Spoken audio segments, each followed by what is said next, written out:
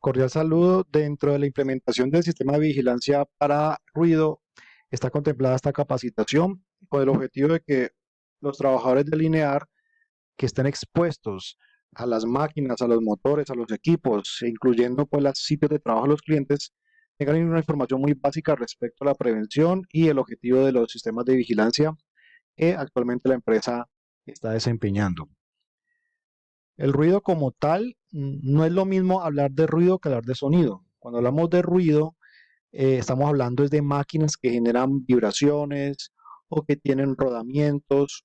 Es decir, el ruido es una palabra asociada a un ruido demasiado molesto. Por lo tanto, cuando hablemos de sonido, es un cambio, digamos, en la presión del aire. Pero el sonido puede ser un ruido, o el sonido puede ser algo agradable, como el canto de un pájaro. El ruido es un sonido molesto y es algo no deseado. El ruido es lo que generan las máquinas, los motores, los equipos. Cuando hablamos de ruido, tenemos que hablar de dos parámetros importantes. El nivel sonoro, que se mide en decibeles, y la frecuencia. Las frecuencias pueden ser altas o pueden ser bajas. A nivel laboral, los trabajadores que están expuestos muchos años a altos niveles sonoros desencadenan enfermedades principalmente a frecuencias altas, no a frecuencias bajas. Importante tener en cuenta que no es lo mismo hablar de una frecuencia alta, hablar de nivel alto sonoro. Son dos cosas bien diferentes. Cuando uno escucha hablar de que la máquina genera 90 decibeles, no estamos hablando de la frecuencia, sino del nivel sonoro, el cual pues se mide en unidades de decibeles. La exposición a ruido durante muchos años, sin los debidos controles, sin la debida protección individual, puede causar una enfermedad que se llama hipoacusia o también llamada sordera laboral. Por lo general, las personas no quedan sordas del todo, es decir, las personas siguen escuchando. Lo que pasa es que ya la capacidad auditiva se reduce muchísimo. En función de que yo me voy a enfermar o no, pues si yo utilicé toda mi vida laboral en ambientes muy ruidosos, equipos de protección, la empresa implementa controles, pues no debería aparecer la hipoacusia. Las personas que han desarrollado hipoacusia es por básicamente dos o tres motivos. El primero, han desarrollado actividades laborales en ambientes demasiado ruidosos, de más de 80, 90 decibeles. Segundo, pues nunca se hicieron exámenes auditivos. Y tercero, nunca utilizaron elementos de protección personal. Las fuentes de ruido, pues son las bombas, los motores, los equipos. Hay personas que les gusta escuchar música a alto volumen. Hay personas que les gusta escuchar música en su casa con audífonos a altísimos niveles. Los que asisten muchas veces a discotecas, los que tienen parlantes a alta velocidad, a alto sonido. Eh, el tránsito también es una fuente bien importante. En el caso de ustedes, la industria, los motores, las bombas, los equipos, los que van a causar este tipo de exposición. Este es el sistema auditivo humano, el cual está conformado por el oído externo, que es esta parte de acá, el oído medio, que son tres huesos que se llaman el yunque, el estribo y el martillo, y tenemos el oído interno, que es la cóclea. En la cóclea, que es esta parte de acá, tenemos los humanos unas células que se llaman células ciliadas, las cuales se dañan cuando penetra demasiada intensidad de ruido. Esa intensidad altísima de ruido daña unas células y podemos desencadenar una enfermedad que se llama hipoacusia neurosensorial. Si la persona, el paciente, tiene pérdida auditiva en ambos oídos, se llama hipoacusia neurosensorial bilateral. También puede dañar el oído en la inhalación de vapores de pintura de gasolina.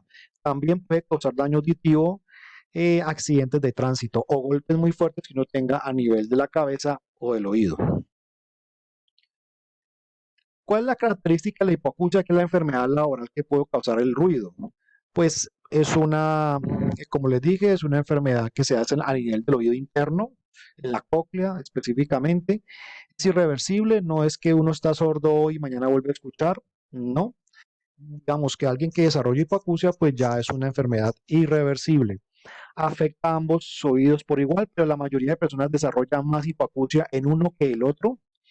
Y por lo general, a nivel laboral, uno ha encontrado o se encuentra que la frecuencia más afectada son 4000 de 8000 hercios. Es decir, nosotros los trabajadores se ha encontrado que de todo el rango de frecuencias que arranca desde 31 hercios hasta 16.000 hercios, las más afectadas son las de 4000 y las de 8000 hercios. Por eso es que hay que utilizar tapones auditivos que atenúen, protejan al trabajador, por lo general en frecuencias altas. Entonces tenemos diferentes tipos de medidas, ¿no? Para reducir el riesgo por ruido. Medidas técnicas, uso de equipos de protección personal y reducción del tiempo de exposición. Ahora bien, para la empresa lineal es muy difícil, sobre todo en las empresas cliente, implementar medidas técnicas o reducir el tiempo de exposición. ¿Por qué? Porque las fuentes de ruido son del cliente. Los motores, las bombas, los equipos a los cuales ustedes van a revisar ese mantenimiento, pues no son del linear. En ese sentido, es difícil implementar medidas como un encerramiento o un apantallamiento. Entonces, básicamente nos queda, cuando hacemos visita para revisión, mantenimiento, una inspección, básicamente nos queda es el uso de elementos de protección personal. En teoría podríamos reducir el tiempo de exposición, pero ustedes saben que es bien difícil, digamos yo, interponer unos límites de tiempo porque el trabajo requiere una dedicación de 4, 6, 8 horas al día, muchas veces en ambientes ruidosos. Y además, muchas veces ustedes tienen que transitar por ambientes demasiado ruidosos en los clientes. Si usted hoy se cuida, en general, el tema de su salud, las manos, los ojos, los pulmones y los oídos, pues dependiendo de usted cómo se cuide, hoy en día será su salud en 10, 20, 30 años. Las enfermedades laborales como la hipoacusia, enfermedades de los pulmones, de los ojos, etcétera, se van eh, manifestando con los años. Las enfermedades laborales no se dan de un momento a otro. La hipoacusia o la sordera laboral pues depende de cuatro aspectos. El nivel de ruido serían 80, 90, 100 decibeles. El tipo de ruido puede ser variable o continuo por golpes. El tiempo que yo me exponga, si son 8 horas, 10 horas, 6 horas, y la edad de los trabajadores. Las personas, por lo general, los hombres y mujeres, vamos perdiendo un poco la capacidad auditiva después de los 50 años. Pero si esa persona trabajó en un ambiente muy ruidoso, esa pérdida se puede ver manifestada mucho más rápidamente. Entonces, como les decíamos, esa enfermedad pues no tiene cura y es más característica cuando yo trabajé en ambientes de trabajo muy ruidosos y sin ningún tipo de protección. Ahora, la pregunta sería, si yo trabajé muchos años en un ambiente con mucho ruido y utilicé tapones auditivos, ¿voy a desarrollar sordera laboral? No, la respuesta es que no tendría por qué haber desarrollado sordera laboral. Entonces, el ruido, aparte pues, de una enfermedad que es la sordera o la hipoacusia, pues también causa otras. Las personas se irritan muy fácilmente, hay personas con niveles muy altos que se les causan náuseas. El cansancio físico también puede ser debido no solamente a la labor rutinaria, sino también al exceso pues, de los decibeles. Y la tensión puede ser un síntoma también asociado a la exposición al ruido. Los protectores auditivos pues son muy fáciles de utilizar y prácticamente es la única medida que tenemos real y diaria para emplear, sobre todo cuando visitamos los clientes. Entonces, los protectores auditivos son fáciles de usar, pero solamente van a servir si yo me los pongo durante todo el momento de exposición. Además, pues la empresa realiza y debe realizar exámenes audiométricos periódicamente. Muy importante que tengan en cuenta el uso correcto de la protección auditiva. Si tiene dudas, por favor, consulte con el área de seguridad y salud en el trabajo. Tenga en cuenta que nuestro cuerpo nunca se adaptará a un ruido demasiado intenso. La única manera es protegernos con equipos de protección. El ruido está en casi todas las empresas. Eso es uno de los contaminantes más comunes en la industria. Por lo tanto, la mayoría de empresas que manejan máquinas o equipos ruidosos, pues deben implementar sistemas de vigilancia epidemiológica. Ya para este año, pues contamos con el diseño del documento para hacer la aplicación y dentro del documento, digamos, es obligatorio ese tipo de capacitaciones para que ustedes comprendan la importancia y sepan qué medidas pueden implementar. El sonido como tal, los ruidos y los sonidos básicamente son cambios de presión, se llaman niveles de presión sonora. Se da debido a la compresión y la descompresión de las moléculas del aire. Entonces, cuando escuchamos una máquina, una bomba sonar, pues básicamente esa vibración es transmitida y se da un cambio en la presión de las partículas y ese cambio en la presión de las partículas es lo que escuchamos como sonido o como ruido. Lo más importante es el nivel de presión sonora, que es el ruido, el nivel de ruido, los decibeles y la frecuencia, pero también pues, tenemos el timbre, la frecuencia y la intensidad. El timbre es, por ejemplo, sonidos agudos o sonidos graves. La duración es el tiempo que yo me expongo y básicamente la intensidad es qué tan fuerte puede ser. Respecto a la duración, pues tenemos ruidos que son continuos, es cuando usted escucha el mismo ruido en la planta todo el día, o ruidos fluctuantes. Eh, en la mayoría de empresas los ruidos son fluctuantes, es decir, suben y bajan durante todo el turno. Y a veces vamos a empresas donde escuchamos golpes. Eso se llaman ruidos impulsivos. El límite permisible para Colombia es de 85 decibeles para un periodo de 8 horas. Lo ideal sería pues de que nadie se expusiera a niveles por encima de esos 85. Sin embargo, las empresas que se visitan pues tienen muchas veces niveles por encima de los 85, por eso es obligatoria la protección individual.